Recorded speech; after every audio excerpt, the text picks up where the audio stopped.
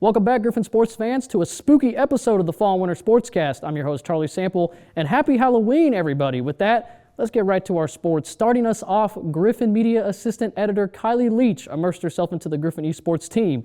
Check it out. What's up, Mo West? It's Kylie with the Griffon Media. Today, I am here in our state-of-the-art gaming facility to play some Overwatch with our esports team. I am terrible at video games, and they did carry me the whole time. So let's take a look. The first thing I needed to be successful in my first online battle was to assemble a dream team. So I got together with some of the best gamers here at Mo West. I practically assembled the infinity gauntlet of gamers. However, the only thing that was inevitable was my lack of skill. Now, did I practice? Absolutely not. Did it show? Absolutely it did. Despite my team's greatest efforts, they could not pick up the slack, and slack there certainly was. If you pay close enough attention, you can see my microphone upturned, because I simply just did not have anything to contribute to this conversation. There are just so many moving parts and things blowing up and shooting at you on such a tiny little screen. Unfortunately for me, I do not think I have a future career in online gaming. Luckily for me, the team was super cool about it. They were also super cool about the fact that we lost pretty badly. Twice. If you want to read more about our esports team at Mo West, go to the Griffon Media website. Women's and men's basketball are ready to tip off their season today at the Civic Arena. The women's team will open it up against Grand Valley State at 3 p.m., with the men to follow at 7 p.m. against West Texas A&M. A little update about the women's tennis team, who were scheduled to play in the Washburn Invitational on October 25th through the 26th. The match was canceled due to rain, and it looks like we may not see the team again until the spring, as nothing else is on the schedule. They had a really great start to their season in those earlier competitions, so let's just wait and see what they'll do next semester. While the men's and women's cross-country teams recently competed in the MIAA championships last weekend, as the men's placed 7th of 12th behind Pal Valderrama, who placed 5th, and Weemock Gilo, who got 10th. The two received first-team All-MIAA honors, so congratulations to those two.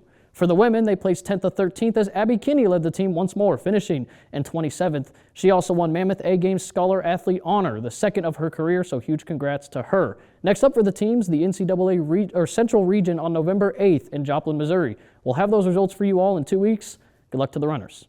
Well, now let's go ahead and take a look at our most recent football game.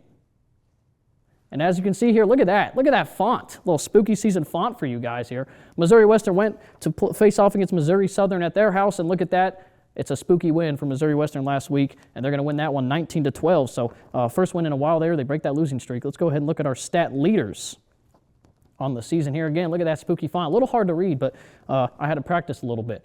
So looking at passing leader, Kane Donovan, 160 of 280 for 1,622 yards, 10 touchdowns, 5 interceptions. Rushing-wise, Brandon Hall leads that spot, 117 attempts, 541 yards, and look at that. He got himself a touchdown on the year. Congrats to the fifth-year running back on getting that one. Receiving-wise, Bryce Marcus III, 20 receptions on the year, 265 yards, 3 touchdowns. Malik Moore is right there with him with 3 receiving touchdowns on 21 catches and 254 yards. And then defensive-wise, Brecken Manis, still the defensive leader, I would say, 43 total tackles, 7.5 tackles for loss, 4 sacks, and he got an interception in that last game against Missouri Southern, so he's having a phenomenal year picking up where Keenan Gaskin left off, so he's doing his thing out there. The team has now got their first conference win of the season, snapping the losing streak as they are now 2-6 as they play tomorrow here at Spratt Stadium against Washburn at 2 p.m. Show out for the guys out there. And there it is. You finally break that loss there. You get the win at Missouri Southern 19-12, and now you just ride into that going against Washburn here at home. But for now, let's go ahead and look at our men's golf results. Well, the men's golf recently competed in the Tulsa Cup in Broken Arrow, Oklahoma. This was the final event of the year for the team, and they would place 8th of 20th, as you see there. A. Nasby, again, leading the team, tied for 11th, 215, 1 under par. And then Tim Johnston right behind him, 217, 1 over par. So pretty good competition for the men. They've been doing really good in these last competitions, so really finding that groove but that is the end of the 2025 fall season, so we'll be seeing them again in the spring. Yeah, so that is the end for now for the men's golf team. But again, those last few events absolutely killed it. So I think they're going to get ready for this, hopefully better, warmer weather in the springtime. Not sure when they exactly play, but hopefully it'll be warmer weather and just the right time for golf. Let's go ahead and look into soccer. Well, looking now at soccer results, Missouri Western is going to play against Pittsburgh State at their house. They're going to lose that one 2-0. Next, they're going to play at Missouri Southern. They're going to get that one and win 2-1. So Missouri Western did lose a game in the conference, but nothing to worry about. Let's go ahead and look at our stat leaders as of now.